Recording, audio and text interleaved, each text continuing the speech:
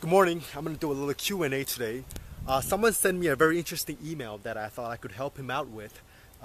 He asked me, this guy, he asked me that the title of the question of the email was Restoring Creativity.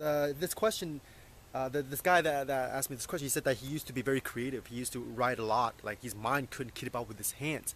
But then he started to become too analytical. He said he's getting his PhD right now, and that because of all this, the reading that he's doing, all the intellectual work that he's doing, his mind is closed up. And he asked me how to restore the creativity, the free-flowing stream of consciousness mindset that he used to have. Well, here's how I'm going to explain this by using the analogy of the body again. Okay, I used to be very quick and very reactive in high school. I was, stealing basketballs and all that shit, right? And I was, always on my feet, right? Because that's how I am naturally. I was always very quick, like a street baller. But then I started to weight train. And then I realized that I became slower. I became more balking and I couldn't move as well, right? But my muscles were bigger. But then I was like, wait a second, that doesn't make sense. Because I started weight training because I wanted to, increase my explosiveness. I wanted to get faster. And I saw all these pictures and videos of Olympic sprinters where they are all very, very muscular. And they're not bulk like bodybuilders, but they definitely had a lot of muscle mass, right? And they were fast as shit. So I started weight training because I wanted to be faster, but then I didn't get faster. And then I started to do more research. I realized what the problem was. The problem was that my muscles, okay, I built some muscles, right? I was 165 pounds, when I was in college. The first 2 years of weight training, I gained muscles and I gained weight from 130 to 165, and I realized that the problem is not that I had muscles. The problem is that my muscles weren't connected properly.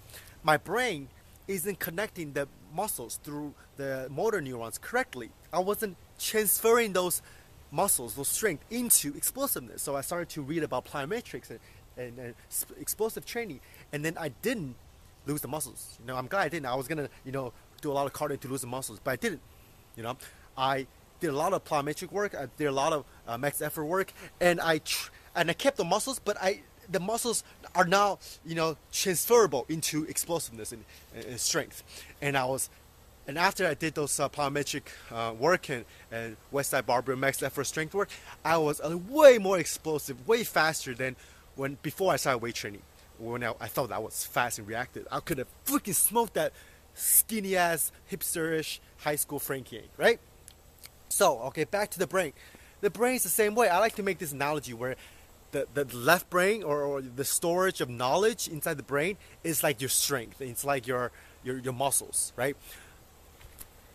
It's hard to be creative without any knowledge or without any base. You have to collect. See, I read a lot of articles on creativity, and one thing that almost every person who gives advice on creativity says is that you have to accumulate knowledge. You have to be an expertise in your field.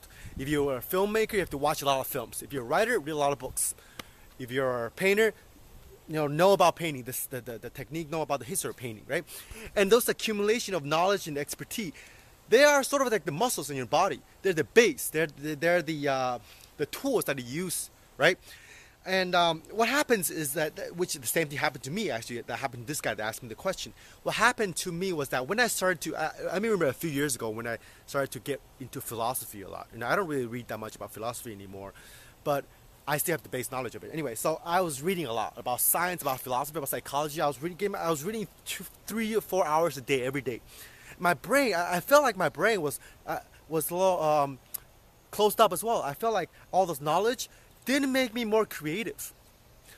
But I knew more, right? I knew more about the world, but my right brain, my imagination, my creative impulse, my stream of consciousness, flowing mindset wasn't as strong as when before I started reading. The same thing happened to me with my body, remember? So what I did was that I took a break from all the intellectualizing, right? I took a break from all those reading, and I did more stuff with my right brain, right? I made more sculptures. I made more films, right?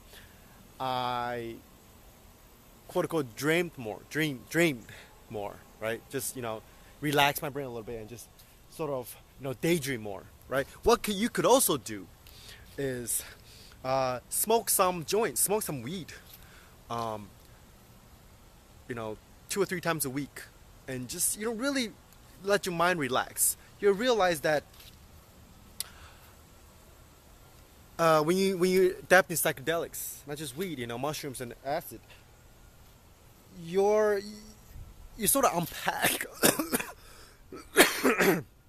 You will sort of unpack the neurons in your brain. It's sort of like the palomatrix of the body, right? When you do psychedelics, you give your brain this kind of shock, right? And I always say that if you're mindless, if you have nothing inside your mind, your brain, when you do psychedelics, when you smoke weed, you're not going to get a lot out of it because there's nothing to blow up, right?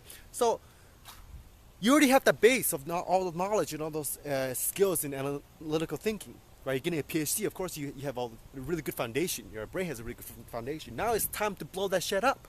Watch a lot of movies, because movies really, the way your brain works when you watch a movie is really close to dreaming.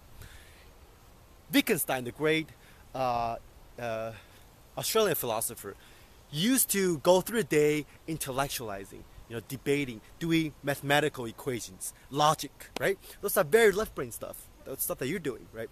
And what he did after what I read was that he used to go to cinemas. He used to watch B movies, cowboy movies, right? Slasher films, to unpack his neurons. Isn't that interesting?